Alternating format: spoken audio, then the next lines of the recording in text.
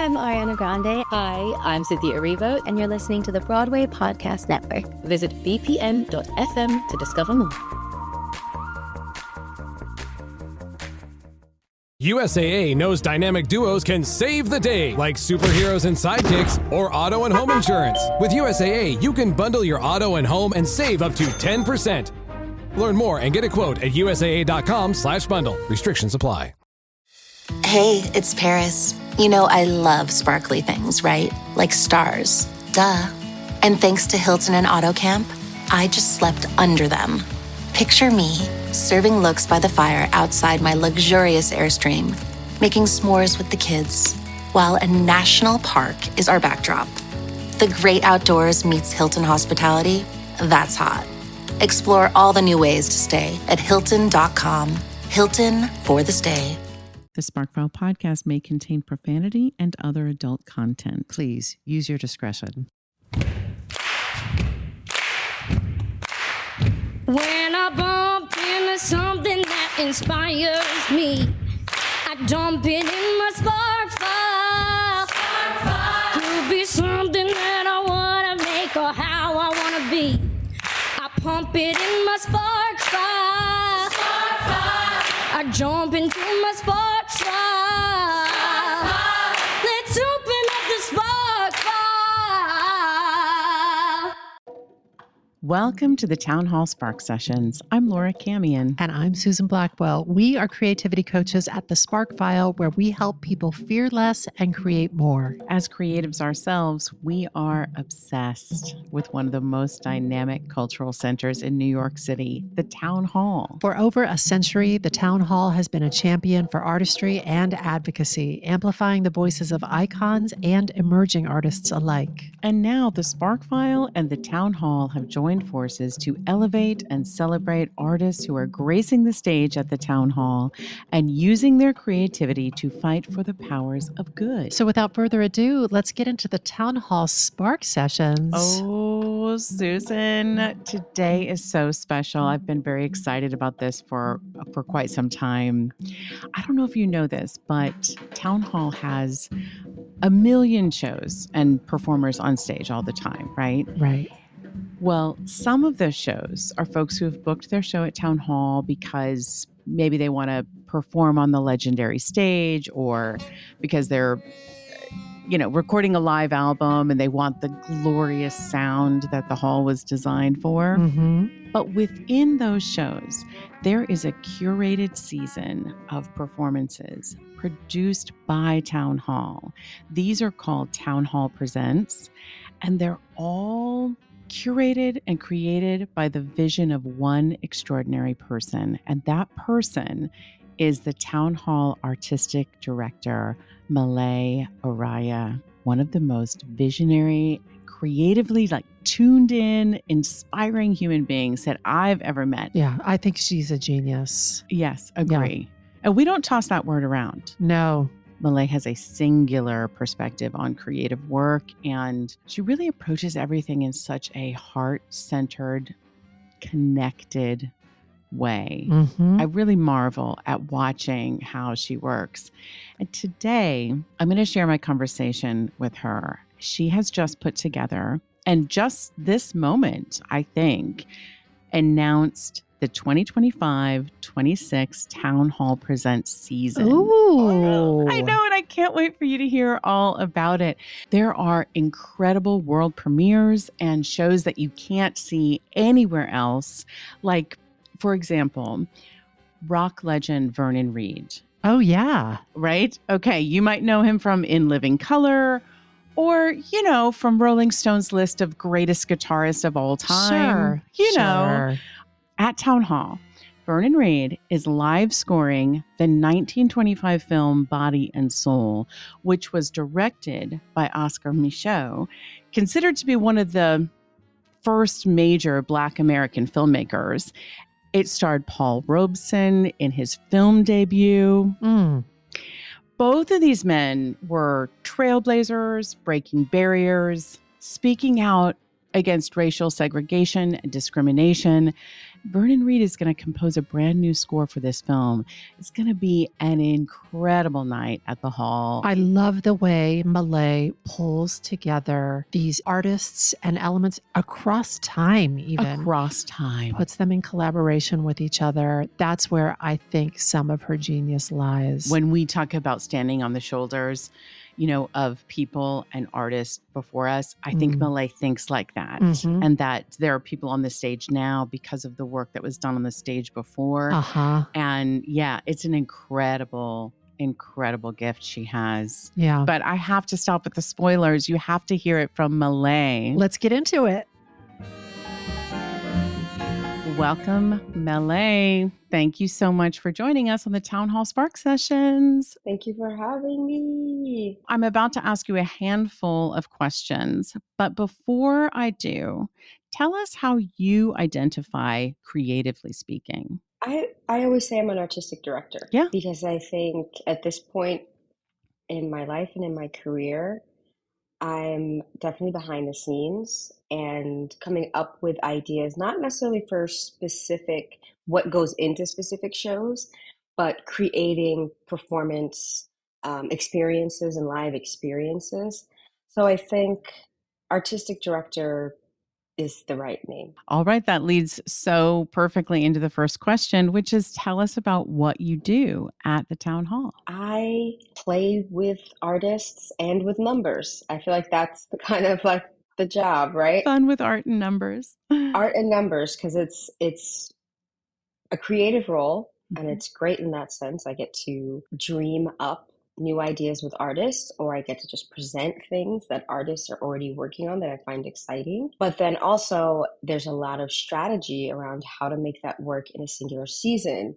And that strategy involves, of course, marketing, finance, balance in a season, timing, all of these elements that are somewhat outside of the creative and generative process that I go through with artists, but it's both things at all times. That's right. And all of it has an aspect of creativity. I've watched you work, and even in the strategic assembling of a season, like it's all creative. It is, and curation is part of it, right? Because on the things that are, let's say, already made, right? Like for Pride and Prejudice, the concert experience.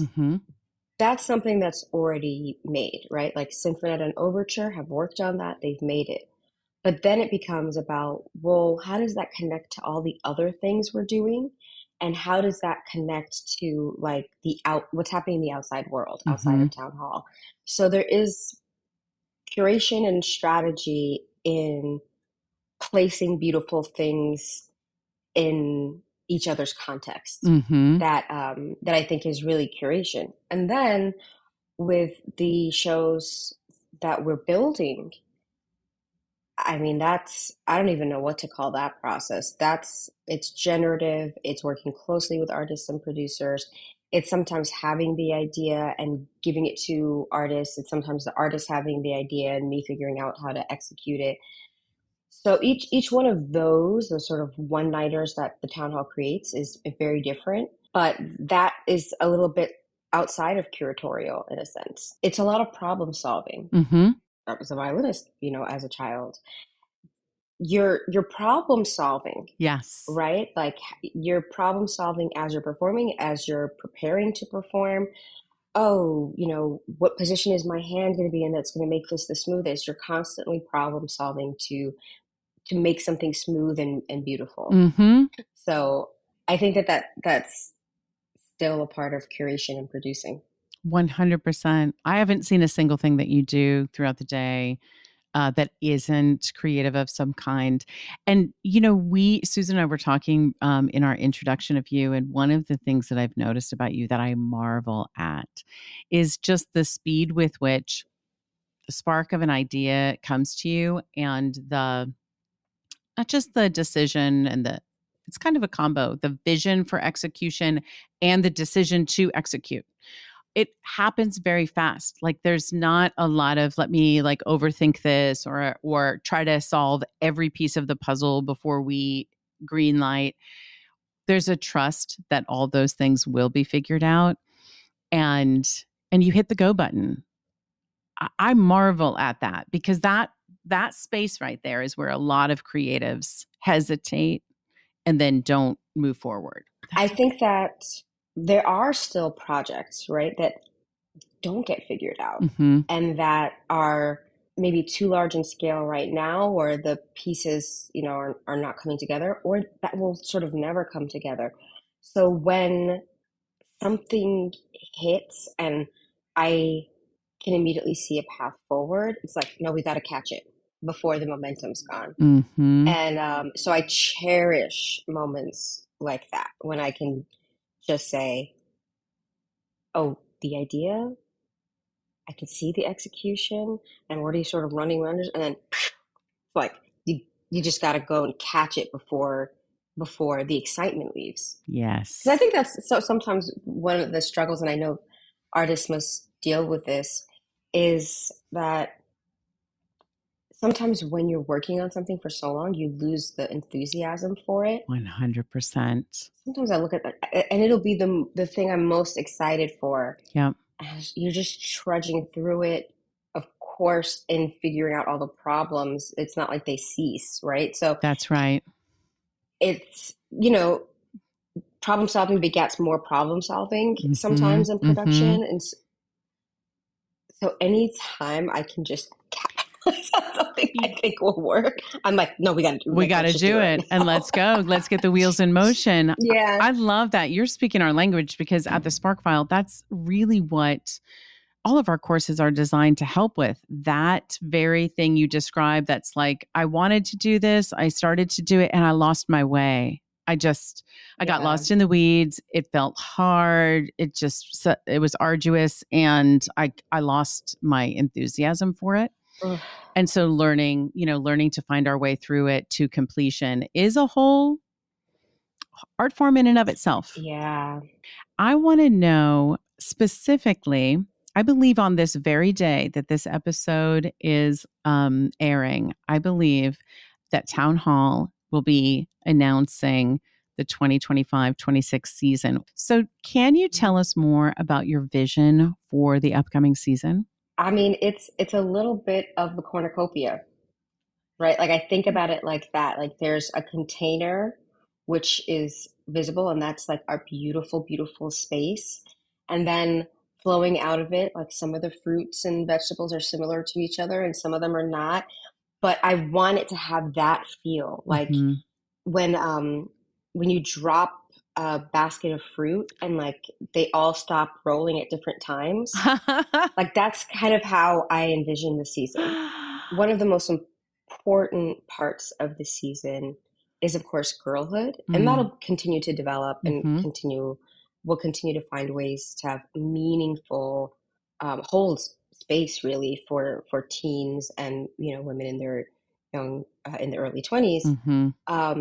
That to me is like a unifying force behind this, and I think as a woman, also just as somebody who's paying attention, yes, it's needed. Yes, it's needed to have this kind of space and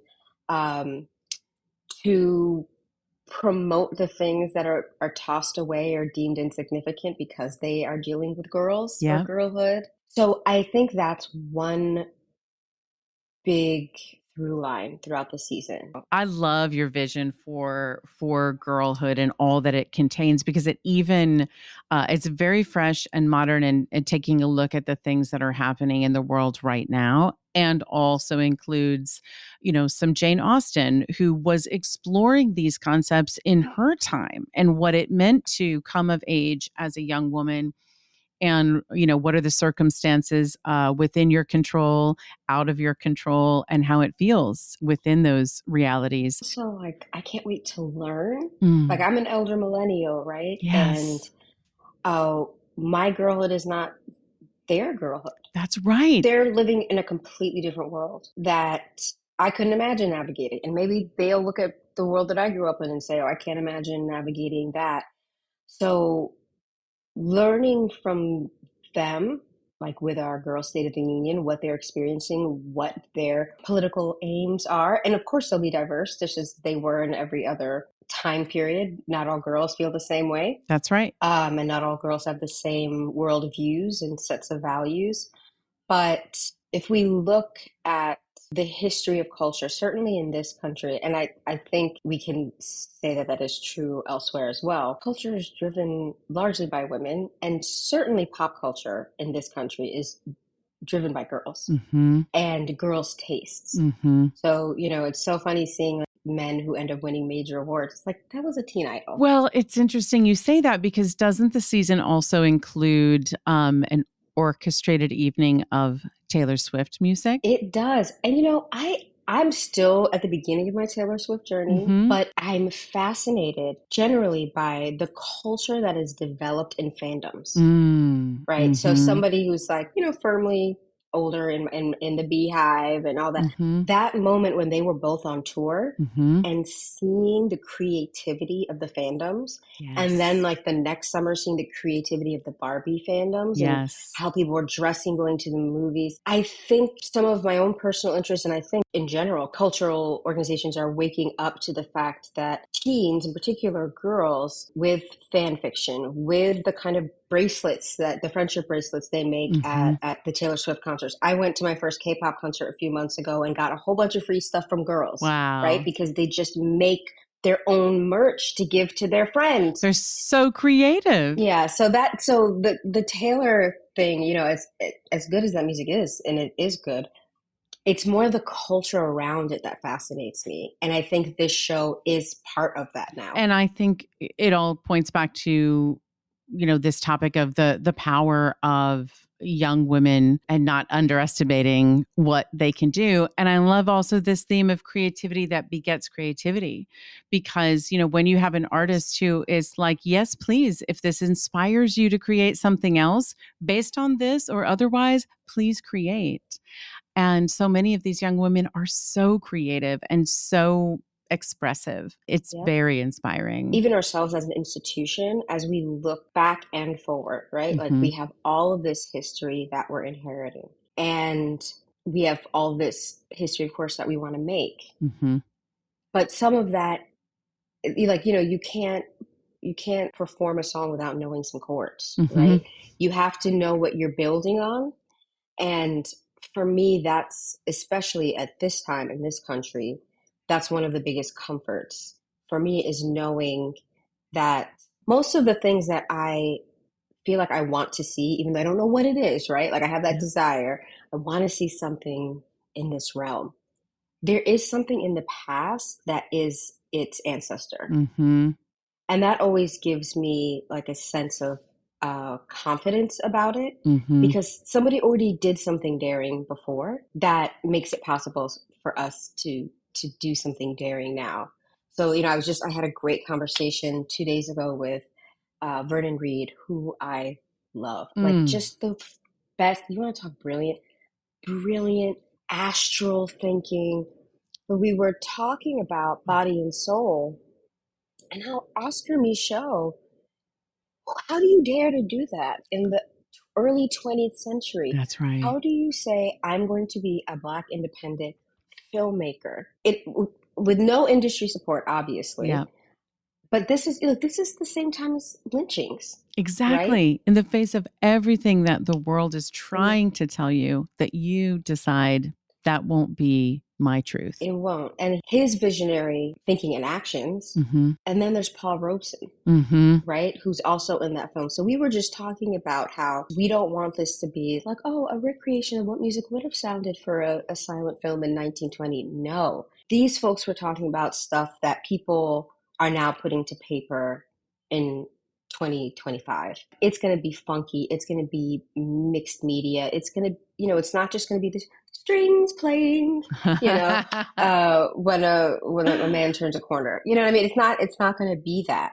So in that same way, like someone as iconic and daring and groundbreaking as Vernon Reid, he's looking at Robeson and Micheaux and saying, I could be even more daring. I can build on that. Yes. Like we need to show people just how radical and brilliant and forward thinking, ahead of their time these men were. And 100 years later, we're gonna bring someone else and a whole new group of musicians to really funk it out and create some weird time travel-y kind of ancestral build off of the legacies of these two men. And Vernon will never say this, but to me, that night, Vernon Reid composing a score to this film that starred Paul Robeson, made by Oscar Micheaux, it's the meeting of three geniuses. That's right. A meeting of three Black male geniuses. And it's one of the other themes that runs, there's several themes that run through the season, but Black brilliance you have talked about as a theme that runs through. And this is a world premiere, correct? This is a world. We have quite a few world premieres. This is a world premiere. The Pride and Prejudice, that's a world premiere. The Taylor Swift is a U.S. premiere. We've got programs that we're literally stitching together ourselves. I love in Women Who Run with Wolves. I love when the author writes about making a life by hand, right? Yes. And although we have great ambitions and we want to be like snazzy and global and it still comes down to somebody has to make something by hand. That's right. And I think that's what's exciting about the live arts that nothing can replicate is the tactility of it, and that you're watching something made by hand with people, flesh and bone. There's something that can't be lost from that. And whether you're a church singer in a Latin mass in 17th century, or you're doing some sort of ritual in Sumeria, whatever, or you're on the town hall stage in 2025, that remains the same. So building a life by hand, building a season by hand, building nights by hand, like I still think it's craft work. It's really craft work. So Tony K. Bambara had this term cultural worker. And I like to think of it, the role of artists and also people who work in the arts. Like, yeah, it's cool, it's snazzy. I got to meet RuPaul. There's so many things like that. But ultimately, it's like you're a worker, and your role is to develop culture and disseminate culture. Yes, and in a way, consume culture, interpret it within you, and output a creative self-expression that contributes back to culture. And you're doing it every day at Town Hall. Obviously, a whole bunch of ideas sparked you in regard to the upcoming season. But right this minute, can you share something that is sort of sparking your creativity right now? I love TikTok. And I had a TikTok fast. And then I was like, now I'm on Reddit a lot because I'm on TikTok fast. And I was like, and I'm not getting much out of it. So why don't I just limit my time on TikTok? There you go. So I went back to TikTok, although I do still love Reddit. And I think one of the reasons that I look to TikTok for inspiration is because I just never know what I'll find. I also look to TikTok because I'm faced with people that I would never see in real life. That's right. I know about a South African cellist because of TikTok. And I'm learning about medieval labor politics through TikTok, right? And granted, that's, I do feel like some of the advantage that my generation had was like having library skills and research skills and having to do things by hand and then gaining these tools. Because I think I can't imagine life without that. I think this would be an overwhelming place. But having these little sparks of interest that I then can pursue in a more meaningful way offline. I think I'm in love with that use of, in particular, TikTok, right? Like it starts here and then boom, whatever sticks with it. I think I've talked to you about the book I read because someone did a TikTok about how the Nazis were on amphetamines. Yes. And I was just like, I have to understand this. And the rabbit hole, so that book, and then it's like, wait a minute, everybody's been on amphetamines during wars. But that all started because of TikTok. All because of TikTok. Right? I was just going to say, you're describing what my personal belief is like the best use of it to spark inspiration and then set it down and go learn more about a thing, dive fully into a thing. and really explore it in real life. And there's also weird ways to have community on there, right? Mm-hmm. For example, I mean, I don't know if anybody on this podcast has ever talked about reality TV or specifically Love Island. I watch Love Island, and it's so interesting. I mean, people have said this about reality TV in general, that a lot of people look to it just for entertainment, and a lot of people look to it because it's microcosms of society. That's right. And so in particular, there's this one relationship on Love Island that has brought out all of the romance girlies and book talk people and all of this. And it's so fun. Now book recommendations are being sent around. People are making fantastic edits. It's sparked all of this creativity to the point where people are actually starting to think about, because this relationship has really taken off, thinking about how this community of people who were living off of tidbits, right? Like it's kind of a friends to lover situation. So you have to be really perceptive to see that these people like each other. To be like, oh, you're delusional. Hey, now we're together, right? So now people are saying, wait a minute, we could organize off of this. And so there are even political theorists talking about this, right? How hope and what people were calling delusion, but people like me who were in favor of the relationship were saying, no, we see it. So it's just the way that something like this can explode in so many directions, create a community.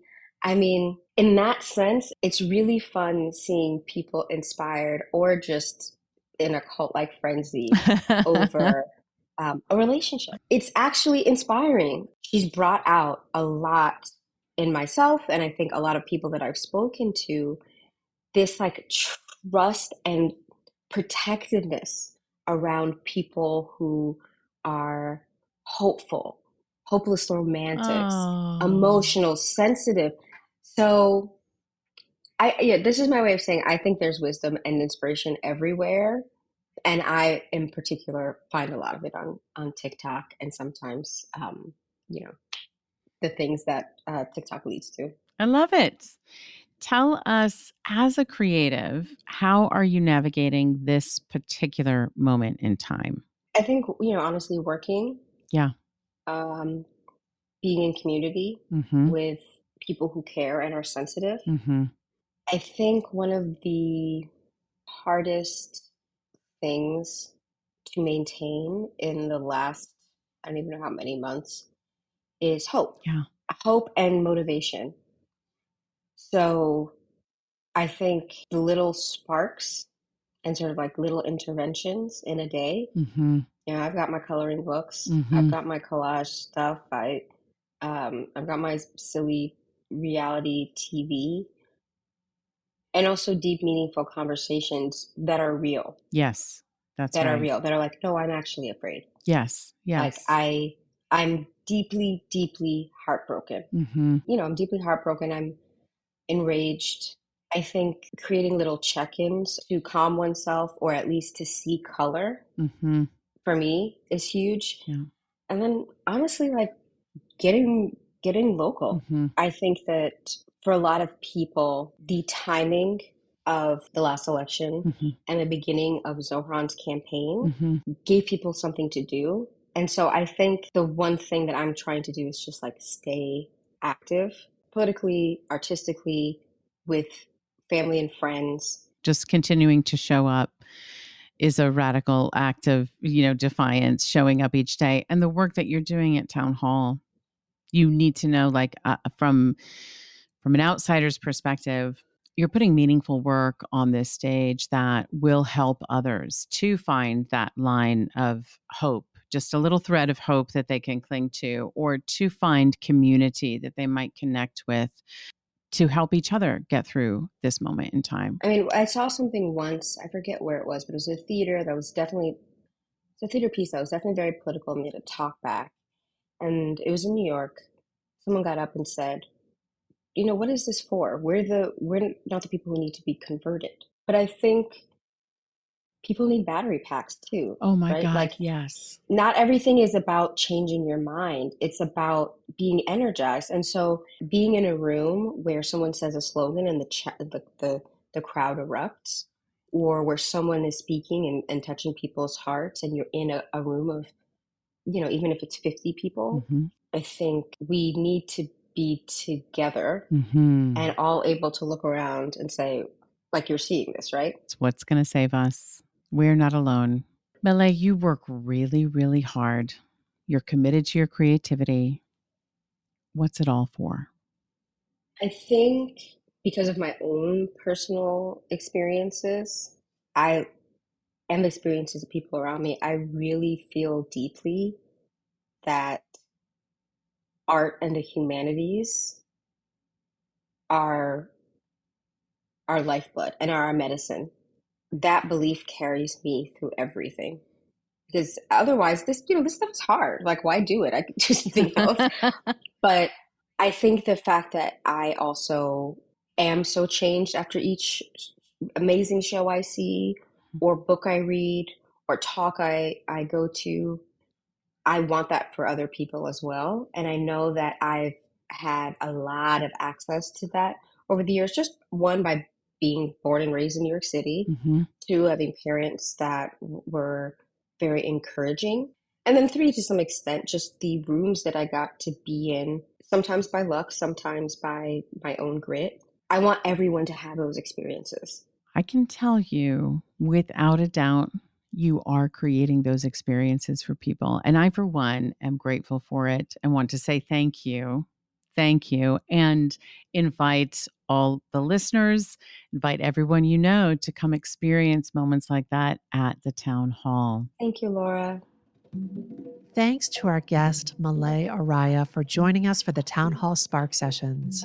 And thanks to the whole team at the Town Hall who make all of this possible. The Town Hall and this episode of the Town Hall Spark Sessions were made on the lands of the Lenape people. If you'd like to learn more about the SparkFile Creativity Coaching and how we can support you as you clarify and accomplish your creative goals, you can visit thesparkfile.com, and you can follow us on socials at The Sparkfile. To learn more about the Town Hall and their exciting upcoming events, including the 2025-26 season, go to thetownhall.org. Follow them at Town Hall NYC and visit them at 123 West 43rd Street in the heart of New York City. It's all happening at the Town Hall. And if something you heard inspired you to use your creativity for the powers of good, we are writing you a forever permission slip to make that thing that's been knocking at your door. It's your turn to take that spark and fan it into a flame. We're going to wrap this show the way we love to wrap this show, with a time machine trip to Town Hall. This is the Town Hall Ensemble, recorded live at the Town Hall on October 22nd, 2017.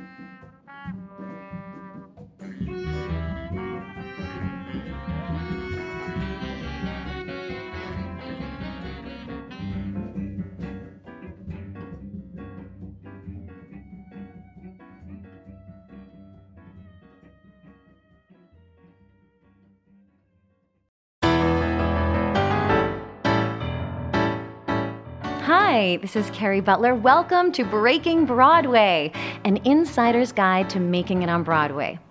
I get to meet a lot of aspiring performers at the stage door and through social media, and their biggest question is, how do I make it on Broadway?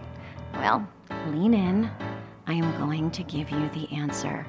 There is no one answer. Everyone's journey is different. It's not something I can answer in one DM, and that is why I started this podcast. I'm going to give you tips from all different kinds of professionals, insider tips to help you find your way. So put on your dance belts, people. Here we go.